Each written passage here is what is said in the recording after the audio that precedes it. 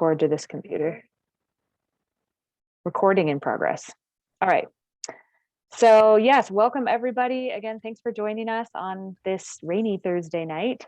I think I know everybody here, but I'm Michelle. I'm the executive director at Family of Friends, and we're so excited to share our 3-year strategic plan with you all. I see everybody who's here tonight is greatly invested or has been in the program.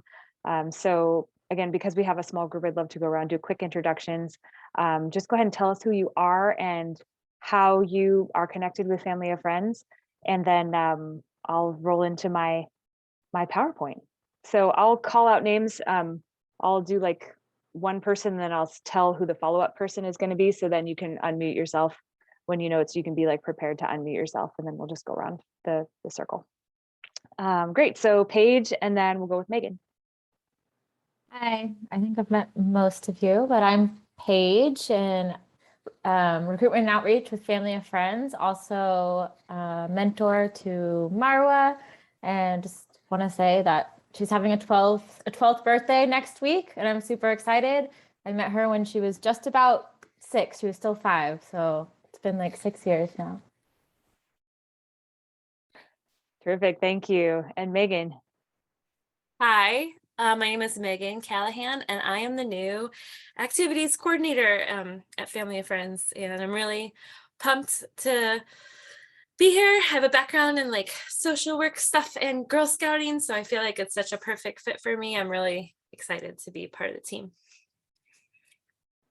Thanks, Megan. We'll go with Sarah and then Nick. Oh. Sorry, I dropped my mask on the floor. Okay, no worries. Hi, I'm Sarah. I am a former board member for Family of Friends and the program director for Girls on the Run of Portland Metro. So I'm excited. I've been following all the journey of Family of Friends, and I'm just really excited to see where you all are going. Thank you. And who's your guest there, your lap guest?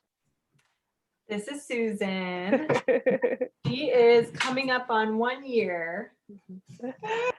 You're super excited about strategic planning, huh, Susan? You're going to follow in your mom's footsteps. Awesome. All right, Nick, and then Monica. Yeah, I'm Nick. I'm a mentor in the program for about 3.5 years almost to River. Been matched with him since he was 6 years old. So I'm looking forward to his 12th birthday in a couple of years to experience the same thing that Paige did. So It'll happen really fast. Hi, everyone. I am Monica. I am the program coordinator for Family of Friends Mentoring, and I've been with Family of Friends now for 4 years, so pretty cool. Great, thanks, Monica. Chloe, and then Lisa, if you're in a place, go for it. Otherwise, we'll shoot over to Sandra if you're available. Sandra, go for it, Chloe. I'm Chloe Schwartzendruber. Yeah, my wife is watching over here across the family room from me. So, but I started as a mentor about 6 years ago, I think it was, something like that, to John. And that mentorship ended probably two and a half years ago when he moved with his sister to Hawaii. So I haven't seen him in a while. And then I'm also a donor with the program and very interested in the continued success of Family of Friends. Great, thank you, Chloe. Lisa, I see you're still muted, so we'll go with Sandra, and then welcome, Nicole. If you're in a place to introduce yourself, we'd love to have you say something after Sandra. Hi, sorry I couldn't get my video to go, but the privacy, I couldn't get it to go on this one, so sorry. Anyway, I'm Sandra Schwartzendruber. I've been involved as long as Chloe, but kind of in the background for the most part when he was mentoring John. And most recently, I've been a board member. I guess it's a year, going on about a year now. And I'm very excited about where Family of Friends is going.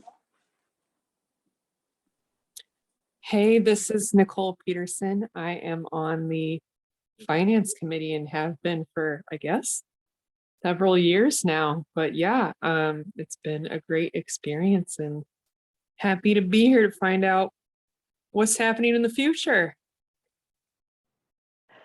Great, thanks, Nicole. Great, so I will just let people roll in, and we won't stop to introduce everybody. We'll just kind of keep rolling with the event as people come in. We're expecting, I think we had about 15 or 20 people RSVP, right, Paige? So we might have people popping in and out. So Yeah, Renee just connected. perfect. Renee actually is, well, she's connecting right now. Renee, we just did introductions. I'll just go ahead and introduce you. Renee is our new board chair and has been actually the longest standing person at Family of Friends than all of us, as all of us. She's mentored Emily for over almost 10 years, I think, and has been on the board the whole time we've been spun off. So welcome. So yes, I am going to go ahead and share my screen now and launch into my beautiful PowerPoint. And I would love if you have questions throughout, you can lift up a hand, and then if you all know how to raise your hand on your, do you all know how to do that? There's a little icon down at the bottom. If you hold your mouse over, you should be able to oh, it says reactions. It's like a little circly smiley face with a plus. You can just raise your hand. There we go. Sarah, Monica's doing it. Great. Or you can just literally go like this, or unmute yourself and say, or shoot something in the chat button. So there will be a time at the end too for some question and answer. So yeah, so let me share my screen here. Okay, can you all see that? All right, so yes, so I am so excited to share this plan with you. We have been, there's a little bit of, oh, it's just gonna take a second, I think, until I can scroll down. But yeah, for those of you who are newer, we initially, the program started in 2003, actually under Trillium Family Services with Chris and Mike Forsley, who launched it initially in churches, actually using families as mentors, and then eventually grew it to the broader community to recruit volunteers out of the general community to meet the need in inner East Portland and then throughout the Tri-Metro area, the Tri-County area. And then in 2016, the organization spun off and moved to Gresham. And for the last 5 years, we've been trying to reestablish the program in the region and have been hugely successful. We're now at 5 staff and still growing. So the goal of this plan, sorry, I'm not sure why it's not going down here. The goal of this plan was really to set intention around the future of growth. So a year and a half ago, right before the pandemic, our board got together to kind of redesign our mission and values statement after a deep evaluation with interviews with over 20 parents and focus groups with mentors and kids. And so this is sort of the emerging plan that resulted out of that deep dive into the program. So hang on a second. It doesn't seem to want to. Okay, I'll just do this button here at the bottom. Oh yeah, so just some reminders. Keep your microphone muted, please. We'll be recording. There are things in the chat. I already said all this stuff. So if you have to get up and move, you can turn your camera off. That's Marwa. That's Paige's mentee. Just really quickly, I wanted to do a land acknowledgement. We've been learning more about the importance of this ritual when we come together as groups, as an organization. And so especially because it's Native History Month, I want to acknowledge the land that we sit on. We're now a place-based organization in Gresham. We've gotten to know the community in East County, and it's in line with our values to build strong relationships. I'm going to read my little thing here and prioritize racial equity and powerful kids. And so I'd like to acknowledge the people whose land we're currently on, including Multnomah and Clackamas peoples. And we believe it's important to acknowledge the ancestors of this place and to recognize that we're here because of the sacrifices that they were forced to make. And so in speaking of Multnomah and Clackamas peoples and other Indigenous communities, we honor their memory, their lives, their descendants, and their continued presence. We they're still here as a community, enriching all of our lives. So we also remember that we're guests on this land and must do our best to move in reverence. So actually there's a cool tool we discovered. If you want to know the land that you sit on, you can text your zip code to the number there on the screen, and it will tell you the land that you're currently on. So pretty cool. And then if you want to learn more about land acknowledgements, you can visit that link there. So let's see here. So yes, like I was saying, our mission has really emerged, and we've honed in on a few sort of new initiatives, you could say, out of, like I said, that deep evaluation that we did. This is our mission that emerged from that work. We leverage the power of mentoring relationships in East County to support positive self-identity, youth leadership, so young people have a platform to build the futures they want for themselves and their communities. And so previously, the organization was really focused on the simple and beautiful task of loving kids. And that's still a part of who we are. And we are trying to put more intention around that and create more really intentional program to bring outcomes to kids and mentors that our families are asking for. So our core values that we are developing and testing, again, that came out of this recent process, was that relationships are really at the center of what we do. Kids have power and voice in our program, and that's a big one that we are working on and invested in this plan. And also that racial equity matters, and the identities that we hold, the cultural identities that we hold, matter. So those are our core values that are driving our work.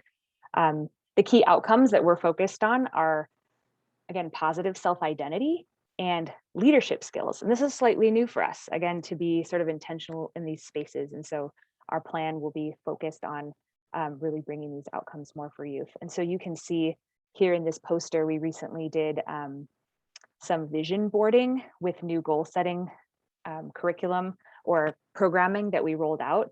And this is Barba and her mentor Nix, who sort of outlined some of the things that they're focusing on with their goals in their relationship. So pretty cool, pretty powerful stuff. So I just want to be very clear that our mission and values really drive this plan. We put a lot of work into making sure that we aren't having mission creep going in a ton of different directions, and are trying to be really intentional about what we're doing in the coming years. The contributors to this plan, like I said, this process was actually really driven by staff. We did have a consultant, Curtis Young. He was planning to be here tonight. I don't see him yet on the call, but he really helped kind of just guide the kind of the process and the questions for us. But it really emerged out of staff and then feedback that we got from mentors and kids. And I think, Nick, you were in some of those focus groups from just pre-pandemic that we did with some of our mentors. So this is really coming from the community that we're serving. So this is the plan. Don't worry, I'm not going to make you read all of this. I just wanted to give you a sense of the detail that we went through in this process. What we're really going to do is give you the 10,000 foot view on this plan. So really in the next 3 years, the next 3 fiscal years, our goals are to make investments in 3 primary areas. So the resounding chorus from parents and kids, as well as staff, was that we want to grow programs. We want to serve more kids. We want to have a bigger impact in Gresham. And so, as most of you know, our signature program is our community-based program where we match up volunteers with kids. And so we want to grow that. We want to double the number of kids that we're serving in that program. And so going from about 50 this year, 53, lower a little bit because of pandemic reasons, but we want to get to serving 100 matches by 2024. And then the other super exciting program that we have recently launched that was a long time coming was our Latina Girls Group. And I don't want to put you on the spot, Monica, but I'm so really inspired by the way that this program came about. It was so through the grassroots of our program, and particularly Monica, who felt a passion for serving the girls, the Latina girls specifically in our program in a deeper way. And then we did field research, talking to partners, really deciding what was the best way to do this, and came up with this site-based mentoring group for Latina girls in Gresham, really filling a gap for that cultural representation that's missing in middle school, particularly in the Gresham Barlow school districts. So the goal was to have 2 of those groups launched and they're serving at least 30 participants. Spoiler alert, we've already met that goal. We launched this last month and we're already serving 20 girls. We'll hit 30 like no problem. So we're really excited. We will probably need to adjust those goals very soon. Equity, huge for us. We've been doing a ton of internal work, both with our staff and launching initiatives with our board. We continue to hear that we want that our kids and our mentors want to be more prepared to have discussions around identity and be able to support each other around identity, particularly identities that have been marginalized. And so we want to create more access for youth. Our youth is a population, obviously, that we focus on and that we consider has been marginalized in the past and is not always given the power that they deserve and need. And we want to have more access for our Black, Indigenous, and people of color communities, both in our mentor population and in our families that we're serving. So the ways that we're planning to do that, we're building a youth council. We want to grow the program with the ages of youth as they grow up in the program. And so part of our desire is to be more intentional with programming that serves older youth better. And so Desiree, our new program manager, will be launching that in the spring. We want to get a van. Woo! This is about transportation barriers and breaking those down. We want to make it easier for kids to get to our programming without mentors needing to drive them, and also mentors who might not have cars or who have access to those to get to our programming as well. So a van was one of our solutions for that. We're also doing some things internally around, of course, DEI, exploring our own identities, looking at our processes. We've already made a lot of changes.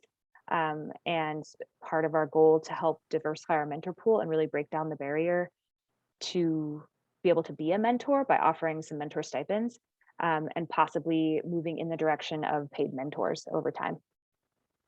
And then the third area is to build infrastructure. We're small. I mean, we're still relatively small at this point, and we have to continue investing in these areas, not only to maintain like equitable employment and wages for our staff, but to make sure that we're able to support our mentors and volunteers with appropriate tools, training, space, and then grow our program, grow the business essentially. So these are some of the areas that we're going to be focusing on. The biggest one, of course, is more staff. We need to grow our team to continue to grow our service, and then space. Right now, we're based at Gresham City Hall because of an incredible partnership we've had with them for many years, and we're busting out. We're getting bigger, and at this point, work is still remote mostly, but it was very valuable to staff, and we've heard from mentors and families that it would be so valuable to have our own space, a family of friends place where people can come, and it really feels like our spirit there. Michelle, can I ask a question? Yeah. How many, with our goal of 100 matches, how many do we have today? Yeah, so thanks for that, Chloe. So we are serving around 50 matches today. When we split from Portland, well, I have a graph actually to show some of that growth, so I'll share more about that. So, but we're planning to double the number of matches that we're serving. Thank you, Paige. Yeah, yeah, that's great to just call out questions as they come. So timing is everything. We can't do this all at once. So we've split it up into years to kind of talk about what we're gonna do. In year one, which we're already closed out the first quarter of year one, our fiscal year goes July to June. So year one, our goal is to go from 53 matches to 70, which means with our retention rate, we'd have to recruit 25 new matches this year, launch our Latina girls group and serve at least 12 kids. launch our mentor pool, our stipends to diversify our mentor pool. And then our goal was also to launch healthcare benefits and then some of these other internal training initiatives this year around youth voice and invest in some of our marketing and fundraising. So the staff that we've decided we need to make that possible is our activities coordinator. And whoop, whoop, you've already seen Megan, you've met her. We checked that goal off, already adding a bunch of capacity to our team. And then also the Latina Girls Group co-facilitators. We're looking at potentially two part-time in Monica's second run of her groups in January. So year 2, we're looking at growing the community-based program again up to 90 and increasing the number of girls in those groups, launching our youth council and looking into getting that van, which will be more of a capital project since we'll need to purchase that van. So also looking at investing in our fundraising events to diversify our funding model, which I'll talk about more in just a minute. Things like a new website, investing in our branding and storytelling, and then continuing to build in our diversity, equity, inclusion infrastructure, which means, again, devoting time internally to training our team and staff, but also creating a vision at the board level and at the leadership level on the outcomes that we're looking for, and then building the infrastructure to do that. So more staff adds, you'll see that second year we want to add an admin person to help. Right now, I'm doing a lot of that work, the admin work, and so to free me up to do that board work and the fundraising, we're looking at adding that admin position, as well as additional match support as well to support those new matches. And then the third year, again, we're trying to hit that 100 match goal, continue to grow the Latina Girls Group, and then continue to add competitive benefits to staff, infrastructure, things like our new mentor database, and then look for a new space. The goal in year 2 is to sort of investigate partners that we might be able to either share space with or start looking at that, and then fundraising for that new space. So we're not anticipating building a building at this point. We're not there yet. It would be more renting a space and finding a space in Gresham. Okay, so we did have a dream of like buying a house and having it be like a family of friends like house.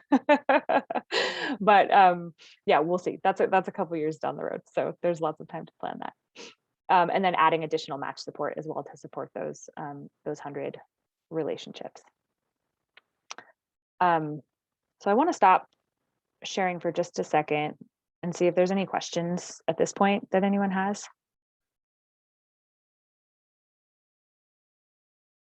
There's some things in the chat. Okay, great. Cool. I'll just keep rolling then. All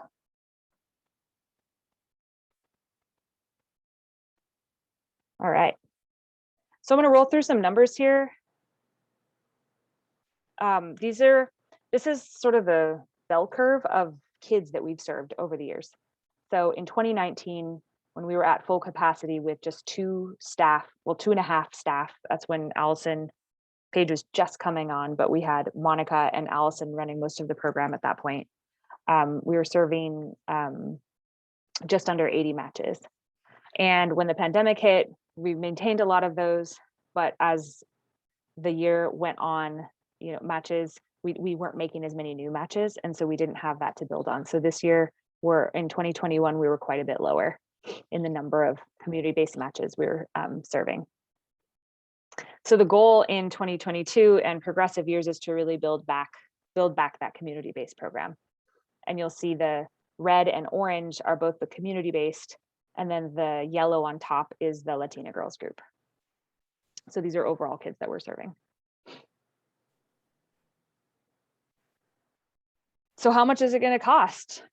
It's a great question. This is our high-level budget for the last fiscal year in 2021, 280, almost 290,000. And you can see most of that goes into personnel here because we're a service-based organization. And then program, this does include, this 30,000 includes in-kind hours that mentors contribute, that if we had paid mentors, we would need to build that into the budget. So we've begun tracking that. So this is our last year when we were serving about 50 matches. So don't worry, this is a lot of numbers, but if you look in the columns, 22 at the top, 23 and 24, those are the progressive years of our budget growth. And then down at the bottom, circled in red, is the overall number that we're looking at. So this coming year, we're looking to jump quite a bit, both by adding the Latina girls group, additional staff, and growing the community-based program. And then in progressive years, you'll see we're going to be up to about $500,000 by 2024 with those additional staff and program growth. So where's all that money going to come from? This is our funding plan. There's again a lot of numbers down here, but you'll see this beautiful sort of rainbow at the top shows like where the sources of our money is coming from. So it's color coordinated. Down here at the bottom is the red. That's public funding. So things like Multnomah County, City of Gresham, the state of Oregon.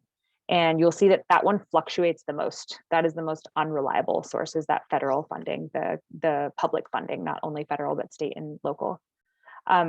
So we've had various times when we have had a lot of that funding in our budget, and we want to decrease our reliance on that because it's so unpredictable. Private foundations is the next big one, is that orange stripe. And you'll see we're trying to keep that in roughly the same ratio over time, so that we don't rely on that so much as well. And so you'll see here, I have circled in red the two biggest areas that we want to grow and invest in our fundraising and how this organization is funded. The biggest one being individual donors, which last year we launched our monthly donor program to start building that out. And then events is also where we have those individual contributions. And I believe all of you were at our Kids Choice Award this last year that we had to do virtually. But that is an example of how, now that we have more staff, we want to start investing and growing that annual event.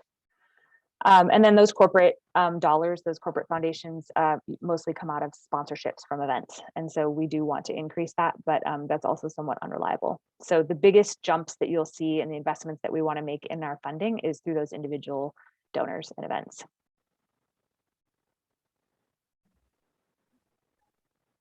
So the good news, and I'm almost done here, I just have a couple more slides, is that we came in this current fiscal year with a surplus. We did experience some challenges during COVID when a lot of funding was diverted to help address immediate COVID safety needs and the fires actually that were happening that same year.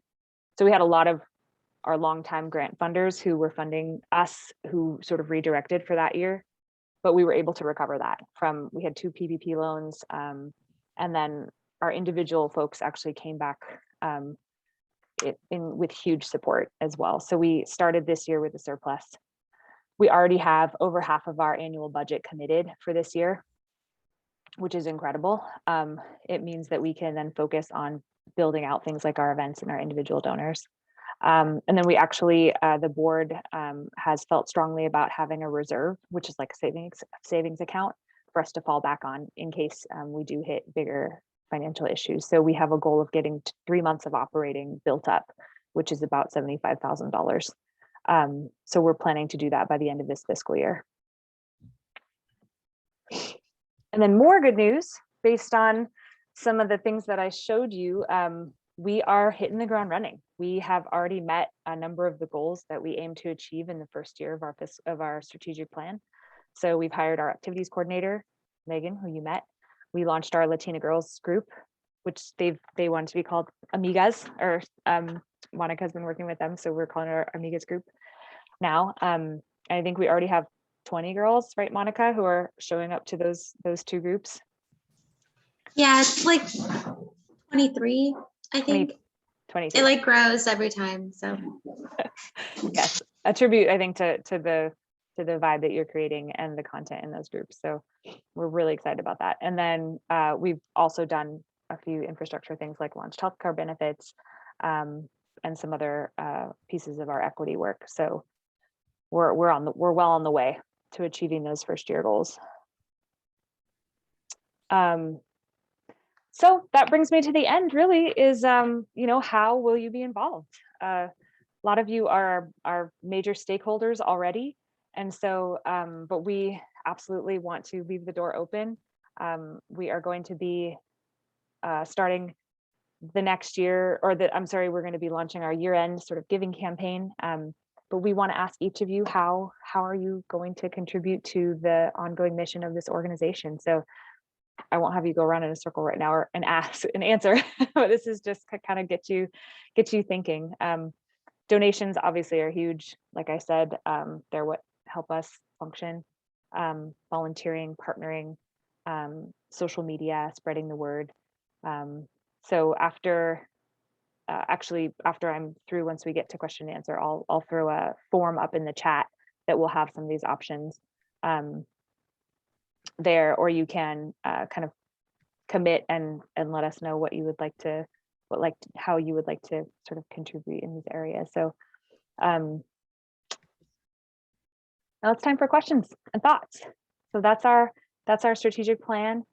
I'd love to sort of hear feedback, including from staff and board members. The board have sort of seen a version of this as well. So yeah, that's where we are. So love to hear initial thoughts. I'll mute myself and stop talking.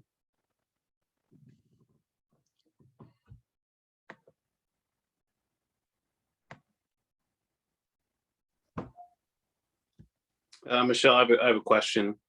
Obviously, one of your goals is to increase the amount of matches that you support.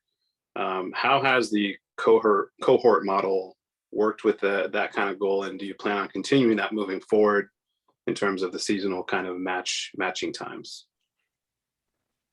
Yeah, thank you. So Nick's referring to a big organizational shift that we made right when COVID was happening. Actually, we shifted from enrolling monthly. Every month, our team was training and screening new mentors and kids and matching them. So spending a bunch of time training and screening every month.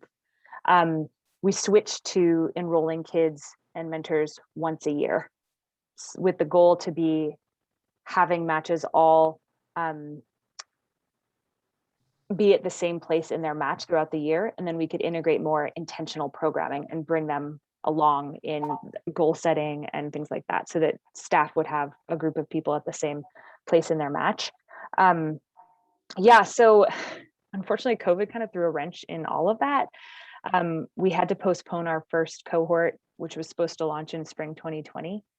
We postponed that to fall 2020, and then decided, because that was a smaller cohort than we anticipated, to launch another cohort the following spring.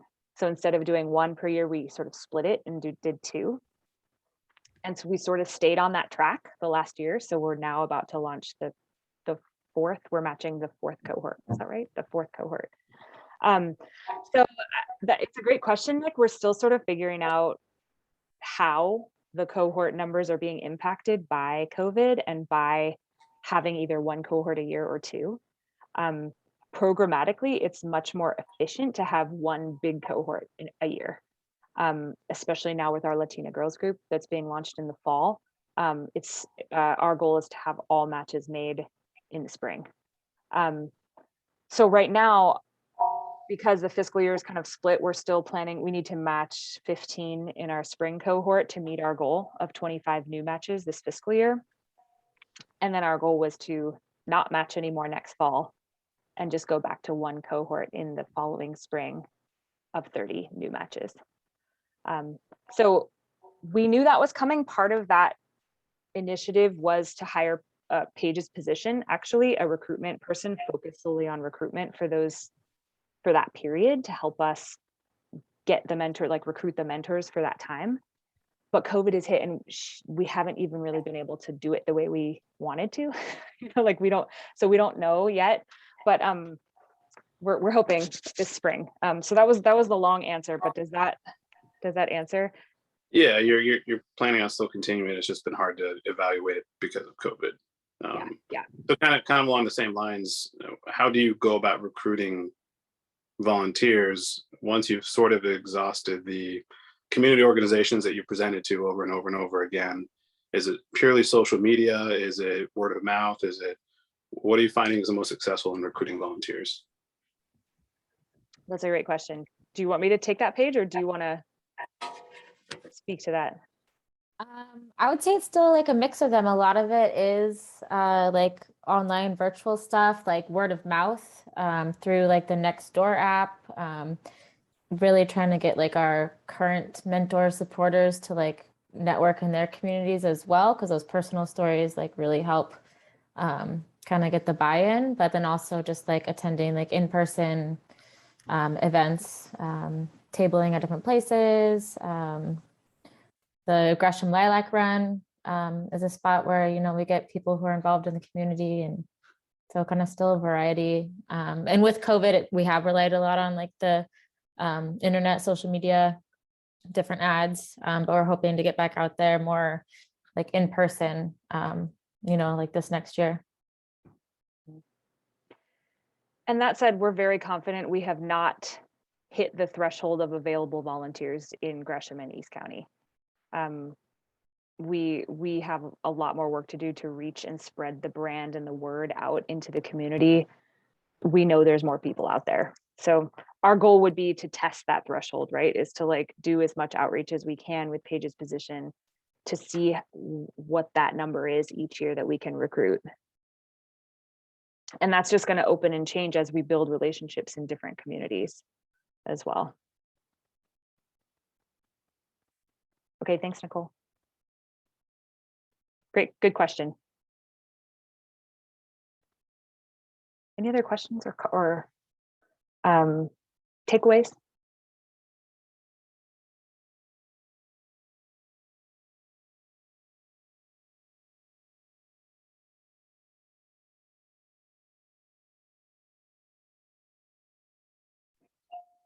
Am I allowed to keep asking questions? Sure. Yeah, Of course. absolutely. You mentioned the Gresham Lilac Run. I understand that they're going to be supporting different organizations moving forward to kind of spread the wealth around. That seems like it was a pretty successful fundraising event. Do you plan on doing something similar with maybe a different activity, or is one big event and you do this huge kind of fundraising opportunity? Yeah, I can take that. So the Gresham Lilac Run was like a dream of an event because Gresham hosts it, and we hardly have to do any work to you know, get those registration dollars. So it's any nonprofit's dream to sort of be the selected organization for that. I think our goal would be to maybe find another third party who would be willing to host a similar event, rather than trying to like put on our own event like that. Is that what you're asking? Yeah, just what you kind of plan to do if in replace of that, I suppose. So Yeah. So we actually knew that was sunsetting. That was a part of our goal. So we didn't even put our name in the hat this year to be a recipient, because we did want to spread the love. We'd been the recipient for 3 years, and so we knew that was coming up. And so part of that that's all built into our fundraising goals and our foundation goals and things like that. So we knew that was coming. So we're not anticipating a hit from not having that revenue this year. Yeah. thank you. I love these questions. So Michelle, by adding the Kids' Choice, that was helped to replace some of those funds, right? Exactly. Yeah. Thank you, Sandra. Yeah. So a little bit of context on our annual events. We hadn't run a big event of our own in the past because we didn't have the staff or the bandwidth we didn't think to make it successful. And so now that we've had 4 staff and now an additional 5, we feel like we do have more bandwidth to run an annual event. You know, we have to build it. And so the Kids' Choice was that sort of initial year. And so that's the goal, is to continue investing in that event, whether it takes that form or another form, but have that, be our annual event. Thank you, Sandra.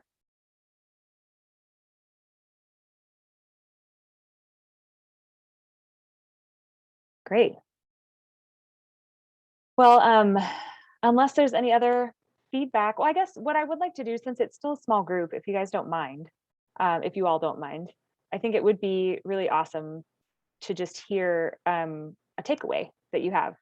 Again, most of you have been invested in Family of Friends for years, and are here wanting to see our success in the future. And so I would love if anyone just has a takeaway or two to share. We would love, including staff. We would love to hear those. And then we can close for that. And oh, one more thing, we do have like a one pager, like a front back one pager of our strategic plan that we'll be sending out in our newsletter and to all of our mentors. And then we'll be sharing this recording as well. So who'd like to share a takeaway? You can tell I'm like a teacher or something, like a trainer. Who wants to share? I can share. I think just want to say congratulations. I feel like this plan has been just, I feel like I only saw the tip of the iceberg of all of the work that I'm sure has gone into this, just to make it a reality. And so many of the things that are upcoming are just like we're seedlings of dreams that we're going to become reality someday. And so it's really fun to actually see it written into a plan. And from being involved with this organization, I know that you all have a really strong track record for setting your sights on the horizon and just working to really achieve those goals. And from my other work in the community and understanding of some of the needs in the community, I'm just really excited to see the steps that Family of Friends is taking to really step up and meet those needs. So I will definitely continue following and continue supporting. And I definitely think we should talk maybe partnership at some point. Ooh, love that. Thank you, Sarah. Yeah.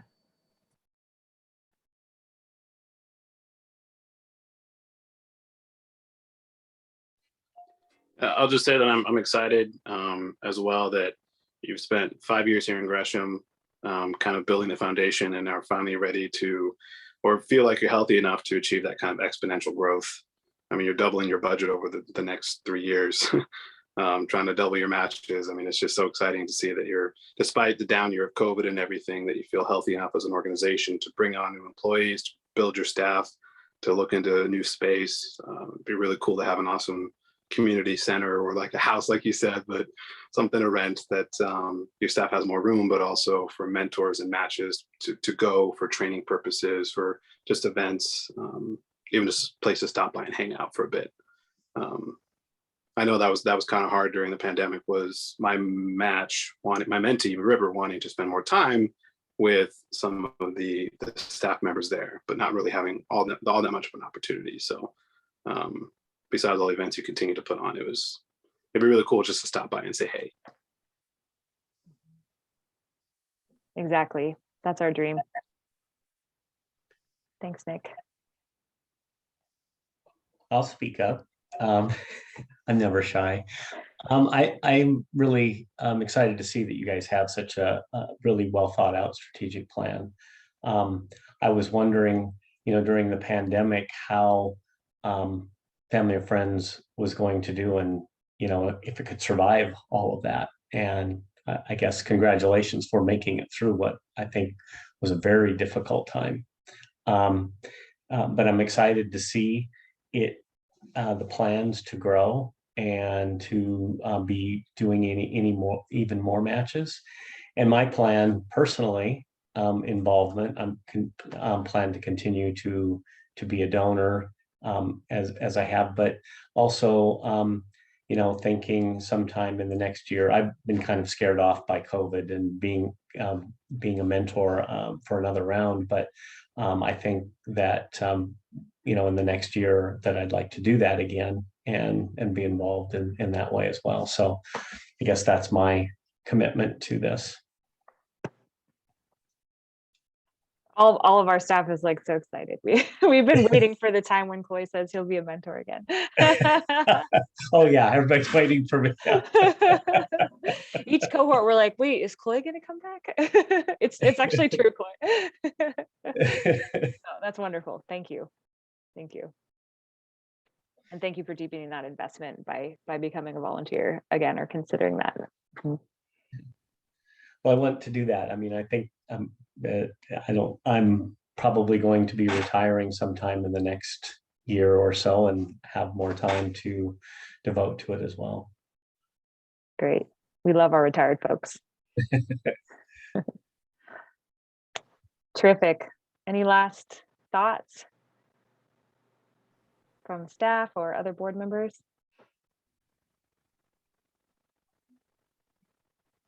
I guess I'll go because I'm new here, so it just feels really good to come into a place that feels really secure and on a really steady ground with like a really solid plan attached. That's like a very comforting feeling coming in new, knowing that we have goals and measured objectives and ways to reach them, and it's very reassuring. Great. That's the goal. Okay, well, thank you all so much for being here tonight and giving your time. Again, we'll be sending this out in our high-level one-pager, and we'll share this recording. And if you have any other thoughts, please feel free to reach out. And we look forward to continued partnership with all of you in the success of the program.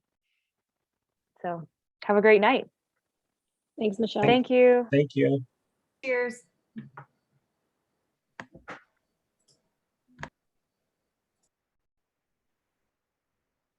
Bye.